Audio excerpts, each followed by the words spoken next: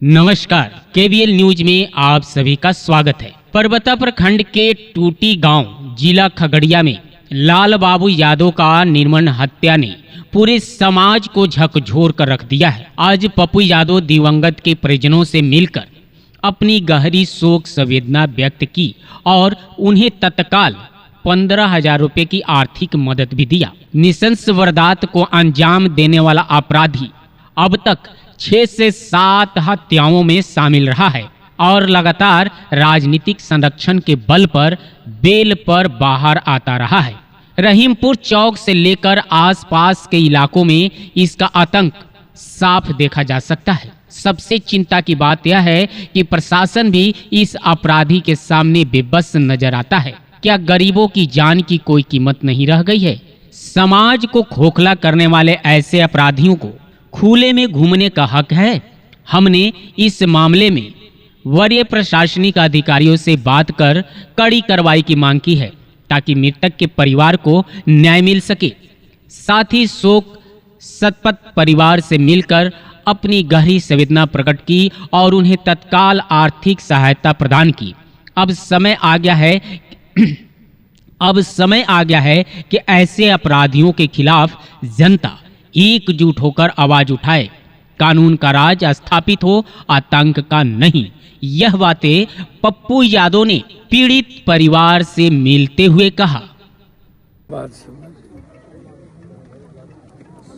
नमस्कार, आप हमको सुन रहे होंगे।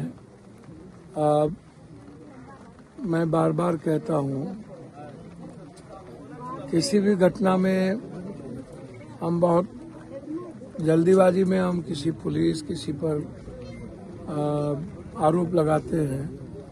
निश्चित रूप से कोई भी सरकार जब पदों पर रहता है, मुख्यमंत्री हो, तो यह जिम्मेदारी उन्हीं की बनती है।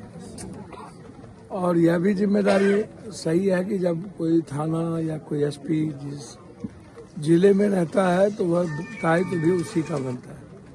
लेकिन समाज भी कम दोषी नहीं होता।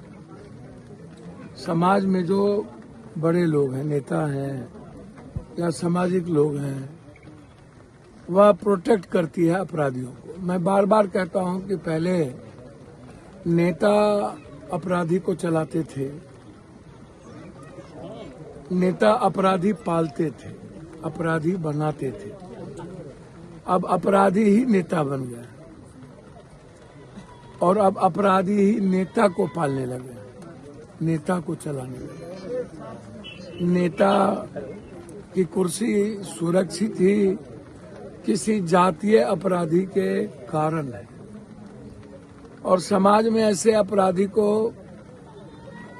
लोग प्रोटेक्ट कर देते हैं जाति के आधार पर भी। और जो अपराधी है गुड्डू सिंह, ये पहले भी 5-6 निर्दोष लोगों की हत्या कर चुका।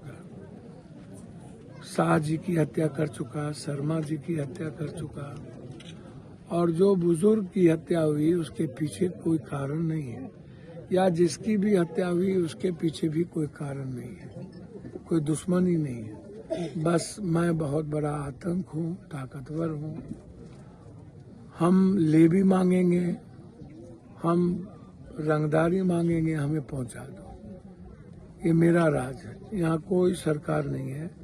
पहले भी याद होगा आपको, 3-3, 4-4 लोगों के लेवी के कारण इस इलाके में कई हत्या का दौर चला था।